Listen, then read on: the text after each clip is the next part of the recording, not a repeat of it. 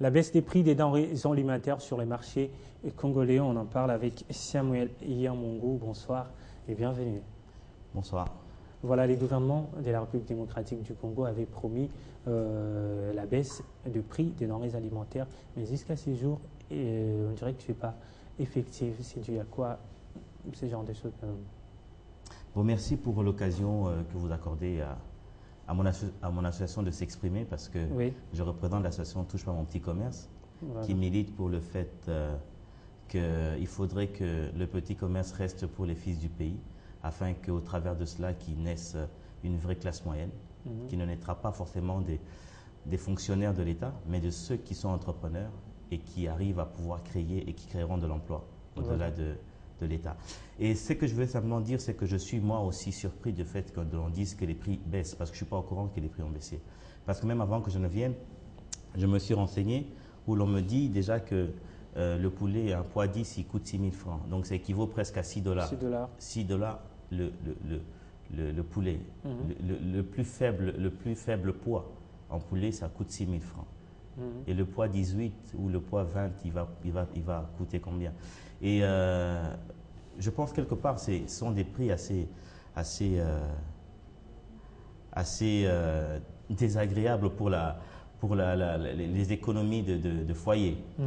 Et je pense que le gouvernement a la volonté de pouvoir ou veut que les prix puissent baisser, mais je pense que malheureusement qu'ils s'y ont pris un peu en retard. Pourquoi est-ce que je le dis? Oui. Parce que vous savez, pour pouvoir constituer le prix d'une marchandise, il existe des éléments qui viennent avant pour constituer le prix d'achat. Donc le gouvernement n'a pas tenu compte de ça? Je pense que ça doit aller, vous savez, on ne doit pas faire forcément quelque chose de manière, pas cosmétique, je dirais, cosmétique ou encore de manière à pouvoir plaire, rassurer les commerçants sans rentrer dans le fond. Le fond, c'est quoi?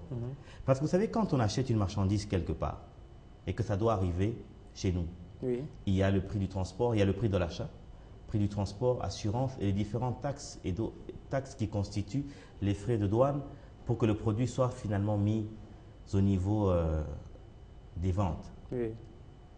Et n'oublions pas que le même produit qui arriverait sur Pointe-Noire, il coûtera moins cher à Brazzaville, contrairement à nous, parce que nous avons un taux d'imposition de taxes de douane assez important.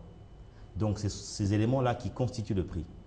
Donc, ça veut dire que le commerçant qui amène sa marchandise dans son dépôt, il n'a pas pour projet, pour but de pouvoir perdre. Il va rentabiliser, il va récupérer cet argent que l'État lui a pris via les différents services, que lui va faire, il va rebasculer cela sur le consommateur qui est vous et moi. Voilà. Donc, quand on lui demanderait de pouvoir baisser les prix, je ne sais pas si vous comprenez là où je suis, ça sera un peu difficile parce qu'il a déjà émis un sacrifice, il a déjà payé. Il a déjà payé des frais qui sont fixes. Et je pense aussi, si peut-être demain, l'on veut réellement aller dans la logique du social, c'est de pouvoir revoir les prix. Parce que nous sommes un pays qui avons la TVA et à peu près 100 et quelques taxes. Pendant que le Sénégal a la TVA et 9 taxes à peu près. Je ne sais pas si je me fais comprendre. Et je pense aussi qu'il est aussi important que nous puissions arriver dans cette dimension de l'économie dynamique congolaise. Non pas simplement que ce soit un slogan. Parce que c'est possible que le Congo puisse devenir un pays économiquement puissant et fort pour être en mesure de pouvoir valoriser avec d'autres. Qu'est-ce que je veux dire par là? Je veux dire que actuellement, nous sommes en train d'appliquer une économie primaire où nous ne faisons que la consommation de ce qui existe. Et il existe l'économie secondaire qui est la transformation où l'on redynamise l'industrie. Vous comprenez? Donc, quand l'industrie est redynamisée, ça veut dire que nous commençons à produire. Et quand nous produisons, nous pouvons servir sur le marché local à un coût acceptable, parce que c'est produit ici. Et au-delà de cela, nous pourrons exporter. Et en exportant, nous ramenons des devises. Ça veut dire que les entrées dont la trésorerie ou bien le trésor public a besoin ne viendra pas forcément des taxes. Aujourd'hui, quand vous voyez un pays comme la France où l'économie qui a déjà muté, qui a transcendé déjà l'économie primaire, secondaire, tertiaire et autres, a déjà transcendé tout cela. Quand aujourd'hui, ils sont en train de se battre pour dire que quand un président est candidat en disant que je vais diminuer le taux de telle taxe, telle autre taxe, parce que simplement, en fait, c'est qu'ils ont déjà atteint toute forme de mutation. Nous, on n'a même pas encore muté. Ça veut dire que nous sommes en mesure de pouvoir créer d'autres richesses en dehors des taxes qu'on impose, voilà, afin que nous puissions recréer l'équilibre qui convient sur les ménages. Voilà. Mais le gouvernement avait pris, donc des mesures ont été prises, rester juste son implication, voilà. Mais les réalités sur terrain est tout autre. C'est dit à quoi exactement? On parle également des opérateurs économiques. Est-ce qu'il faudrait remettre en cause la décision du gouvernement? Non. Vous savez, ce n'est pas simplement, il ne faudrait pas simplement penser à la logique du bâton. Il y a aussi la carotte. Vous comprenez? La sanction, certes, il faudrait aussi la carotte, parce que je vous ai expliqué le pourquoi que les prix peuvent rester à un certain niveau. Parce que des fois, nous-mêmes, au fait, nous-mêmes, on crée cette hauteur de prix par le nombre de taxes et d'impositions énormes. Je vous ai expliqué que le Sénégal, c'est la TVA et 9 taxes. Nous avons la TVA et 158 taxes. Le Congo-Brazzaville, ici à côté, qui ont la TVA, le même produit qui serait importé au même endroit que le commerçant du Congo, Kinshasa, mais quand ils arrivent dans les deux territoires géographiquement séparés, mais qui ne sont pas très loin par rapport au port, vous allez voir que le même produit à Brazzaville va coûter moins cher que chez nous. Voilà, il y aura pas, si je comprends bien, il n'y aura pas la réduction ou la baisse des prix des denrées alimentaires tant qu'on aura toujours ce multiple taxes. Je pense qu'on peut peut-être traumatiser les commerçants. Ils peuvent juste baisser les prix pendant un temps, mais ça ne sera pas quelque chose qui peut scientifiquement tenir long terme, parce que ça serait de l'anti-calcul. Vous comprenez? Oui. Donc, je pense qu'il est aussi important de revoir les mécanismes de comment créer les entrées par rapport à notre trésor. Je suis d'accord, je suis de ceux qui veulent que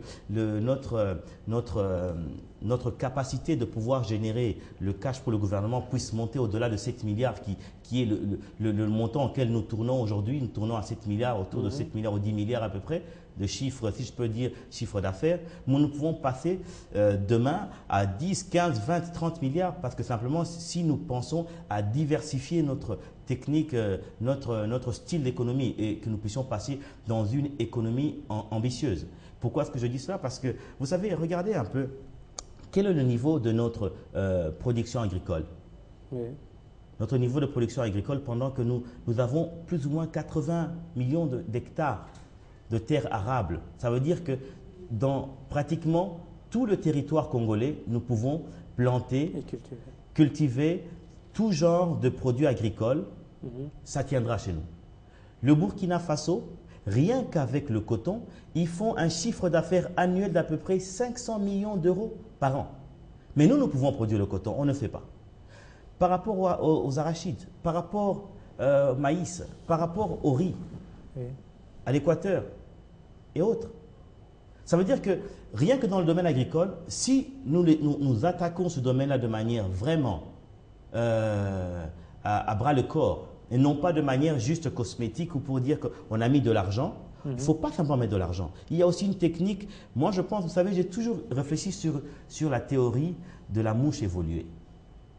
Vous allez me demander, c'est quoi la théorie de la mouche évoluée? Je vous expliquerai. C'est simplement, en fait, c'est que ne cherchons pas à inventer ce qui existe. Je pense que nous avons des agronomes qualifiés dans notre pays, certes, mais je pense aussi que nous avons aussi de l'expertise qui traîne peut-être à nos portes. Je pense que pour nous permettre de pouvoir arriver à créer même un label congolais sur le plan de l'agriculture, sur le plan de notre production agricole, parce qu'aujourd'hui, le monde est en quête du bio. Tout produit agricole naturel qui n'a pas forcément été stimulé par tout ce qui a trait à la chimie. Oui. Nous sommes capables de pouvoir le produire et faire en sorte que nous puissions avoir un produit labellisé Congo et qui soit exporté de par le monde entier et que ça soit absorbé de manière rapide. Qu'est-ce que je veux dire par là? C'est quelque chose qui m'a toujours trotté dans la tête depuis des années.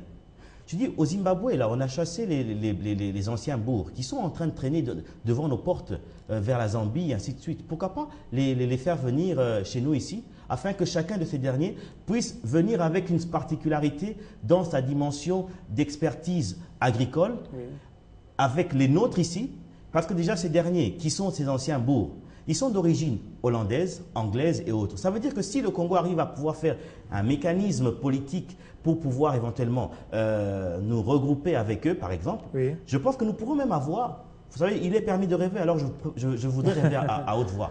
Nous pourrons éventuellement avoir un bon sentiment des pays d'origine de ces derniers, c'est-à-dire la Hollande, et ça veut dire aussi l'Angleterre, qui constatera que la RDC prend dans son territoire ces apatrides qui viennent du Zimbabwe et qui ne sont pas simplement des gens qui sont simplement une masse, mais sont des gens qui sont une expertise, qui pourront éventuellement nous aider de pouvoir rendre ce rêve de la production agricole diversifiée et faire en sorte que nous puissions avoir un label congolais dans notre production. Et ce label-là pourrait être exporté dans le monde entier. Et même vous verrez peut-être, pourquoi pas, que la reine Elisabeth vous dise que demain, je suis prêt à venir au Congo pour vous visiter parce que vous avez fait quelque chose de positif pour le monde. Voilà, et face à cette hausse de prix sur les marchés congolais, qu'est-ce qu'une organisation telle que la vôtre peut faire pour éviter le pire?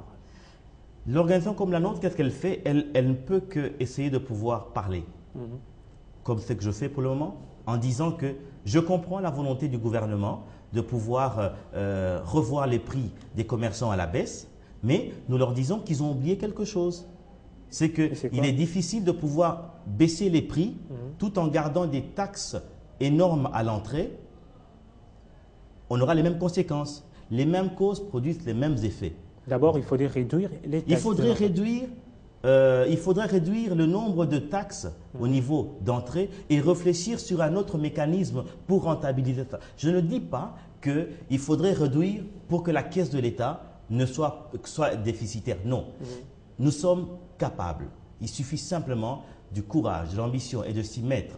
Nous sommes capables de pouvoir baisser les taxes et créer une richesse cinétique, dynamique dans le domaine de l'industrie, de l'agriculture, de l'entrepreneuriat. Par exemple, encore, je suis en train de me battre et de crier tous les jours en disant que le petit commerce, le petit commerce est réservé aux fils du pays. Pourquoi est-ce que je le dis? Parce que d'abord, c'est la Constitution qui le dit. Depuis 1973, il est dit que le petit commerce devrait rester pour le fils du pays. Ça veut dire que si l'on fait appliquer cela, c'est au bénéfice même du gouvernement, c'est au bénéfice même de ces autorités peut-être qui protègent ces Indo-Pakistanais qui sont dans la production, c'est-à-dire ils contrôlent toute la chaîne, ça veut dire ils importent, ils ont les transports pour eux-mêmes, ils ont la distribution pour eux-mêmes, jusqu'au plus petit peuple congolais qui pourrait avoir besoin d'une aiguille. Ce monsieur, il dirige la chaîne. Et quand il dirige cette chaîne-là, cette richesse va où? Est-ce qu'elle va simplement, est-ce qu'elle reste au bénéfice du pays? Non, elle s'enfuit. Mais si le fils du pays était éventuellement, il récupérait le relais à un certain niveau de la chaîne, vous allez voir que le Congolais qui hier, parce qu'il avait 100 $, il allait acheter chez M. Jimmy, qui est étranger par exemple, qui lui a fait du gros. Je viens acheter chez vous avec mes 100 $. Ces 100 $ vont générer un bénéfice allant de 30 à 50 $. Et si je fais une rotation de 30 $ fois 10, fois 20, fois 100, fois 1000, ça veut dire que je vais passer de 30 $, 300 $, 3000, 30 000, 50, jusqu'à 50 à 100 000. Alors imaginez-vous 2 minutes que vous avez 1000 Congolais qui ont une capacité de trésorerie de 10 millions de $. Voilà, merci Samuel Yamongo. C'est donc la fin de cette première partie. Dans quelques minutes, grâce Mouton Collé.